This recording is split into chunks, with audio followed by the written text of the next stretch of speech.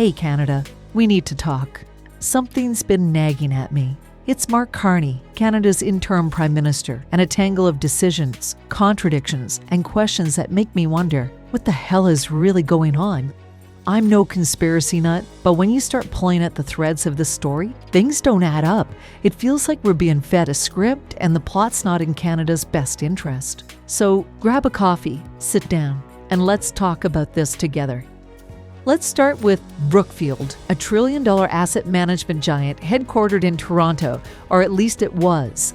Just days after Donald Trump's re-election, with his tariff threats looming, Brookfield up and moved its head office to New York. Mark Carney, who was chairman at the time, claims that he had no say in this decision. And hey, fair enough, for the layman who doesn't understand how businesses work. But don't you think it's kind of odd? A guy like Carney, with his global finance pedigree, not having a voice in his own company in a move that big? Here's where it gets messy. Documents have recently surfaced showing Carney wasn't just involved, he was actually leading the charge. Carney wrote and signed a letter to Brookfield's shareholders urging them to support the move to New York, saying it would get them closer to more abundant investment funds.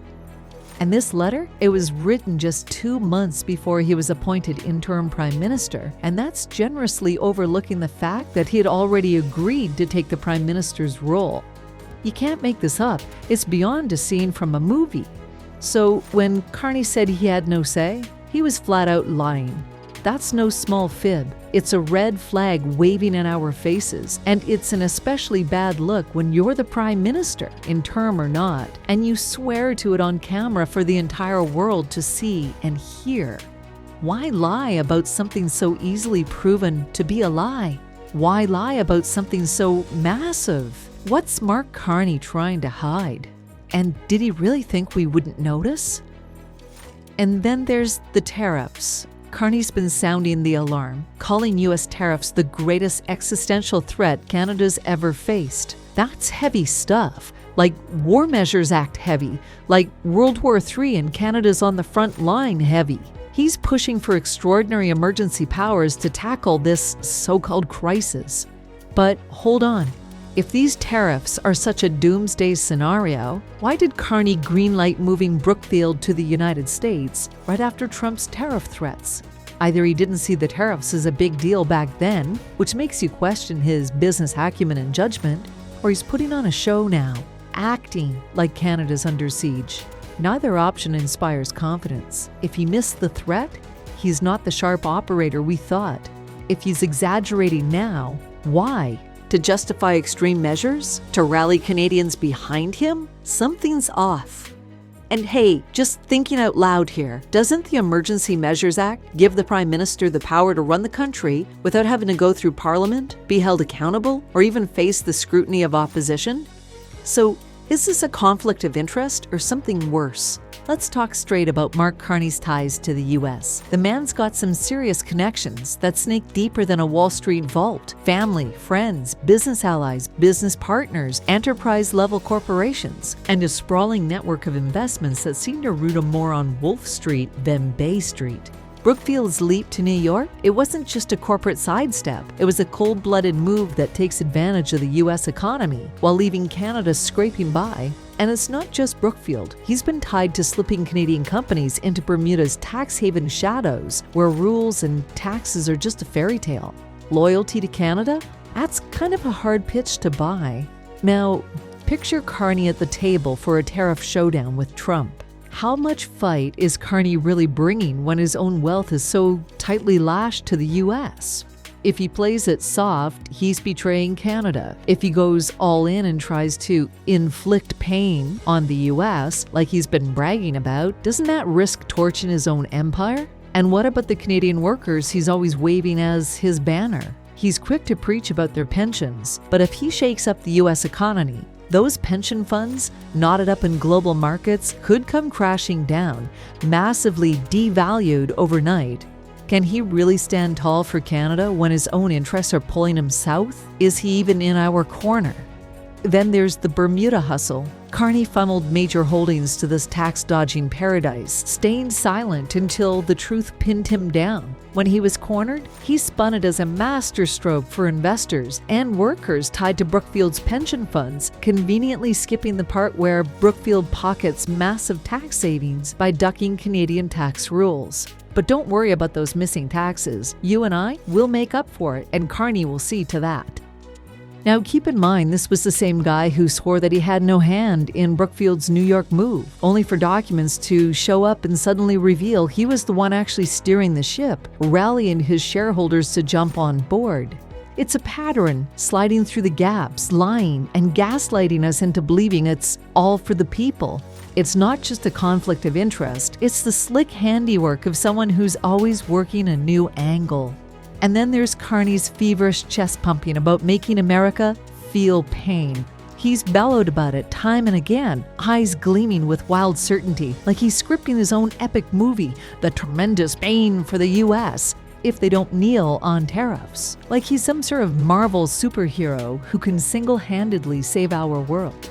The guy sounds like he's unraveled, unhinged, and delusional, lost in a psychotic narcissism where he's the untouchable titan, bending a superpower to his will.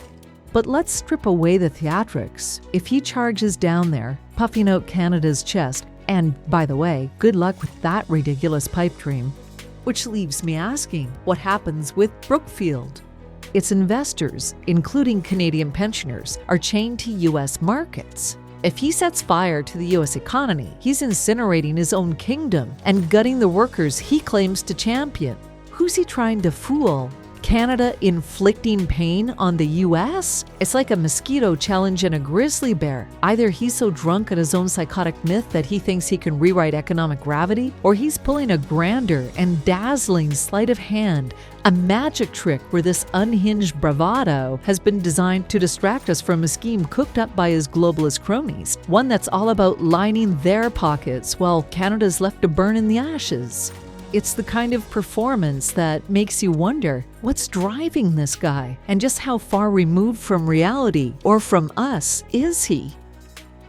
Oh my gosh, wait a minute. Something just struck me. What put the Bermuda black hole that nobody seems to be talking about? It's been nagging at me, like a plot twist ripped from an Ayn Rand novel, where some megalomaniac tycoon pulls the strings while the world scrambles to catch up. So stay with me and picture this. Let's pretend that in our Ayn Rand novel, a larger-than-life figure, all bluster and grand promises, is running a massive firm with billions in pension funds tied to hardworking pensioners. Now, imagine they've stashed those funds in Bermuda, where the sun is scorching and regulators are basically napping on the beach, blind to the ledger books. It's a setup that's practically invisible. No oversight, no questions. Let's say our tycoon starts roaring about crushing the U.S. economy, hurling wild threats that could actually send markets into a freefall. If they push that chaos button and the U.S. stumbles, even if it's just a little, heck, the market doesn't even need to stumble at all so long as you think there was an impact. Those pension funds could tank. Disaster, right? But here's the aha moment in the book. What if that chaos is just the perfect cover? Suppose the funds were mismanaged, borrowed, or quietly siphoned off to other companies or investments. Bermuda's shadows would hide it all. Then, when the U.S. economy wobbles, our story's tycoon points to the market crash, adjusts the books, and poof, those missing billions aren't missing anymore, they're just devalued by the economic mess. The firm could simply sigh, blame the tariffs, or better yet, if only our fearless leader had more political power and influence, he could have saved the day. It's like a magician swapping the rabbit for a rock while the audience is dazzled by fireworks. Now, please, before you go off the rails, I'm not saying there's anything shady going on or that Mark Carney is in any way involved in something like this at all. I'm not even trying to imply it. Frankly, and given Mark's background, I'd be absolutely stunned if anything like this was even remotely true. But the whole Bermuda thing, it makes my mind wander, and you can't help but wonder what's really at stake and who wins by keeping it hidden. And what about Canadian workers? Carney loves talking about protecting their pensions. But if he tanks the U.S. economy, and it's kind of ludicrous to think he actually could, those pension funds tied to global markets will take a massive hit. It's a no-win situation, and it reeks of conflict of interest. How can Carney defend Canada without tripping over his own web of interest? Or is he even trying?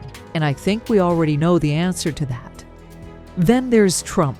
Trump's been tossing out this idea of Canada becoming the 51st state. Is he serious? Until recently, I thought probably not. It seems like classic Trump trolling, but it sure got people rattled, and Carney hasn't been helping one bit. He keeps slamming Trump and the US, calling them a hostile, failing state.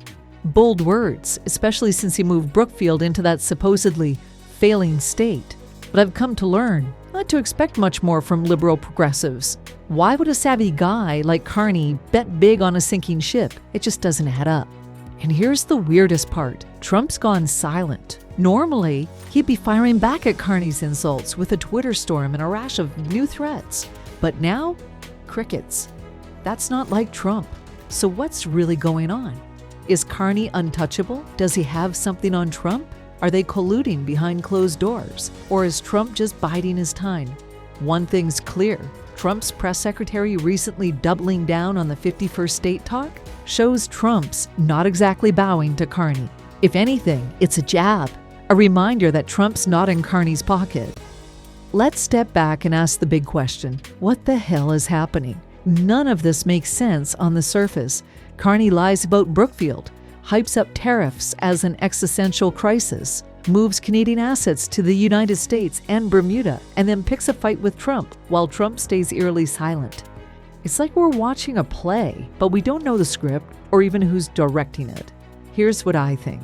There's more going on than meets the eye. Maybe Carney's got a backroom deal with Trump, and all this public feuding, it's just theater. Or maybe Carney's in over his head, making moves that look bold and brave on paper, but don't hold up under scrutiny. Whatever it is, Canada's definitely not coming out on top. So, should we be freaking out about becoming the 51st state? Probably not, unless that's Carney's plan. But we should be worried about Carney. His actions don't scream Canada first. Moving Brookfield, dodging questions, and juggling conflicts of interest, it all points to a guy who's playing a different game than the one he's selling us. If he defends Canada against these so-called existential threats, he risks his trillion-dollar US interests. If he doesn't, he's failing the country he's supposed to lead. How does he thread that needle?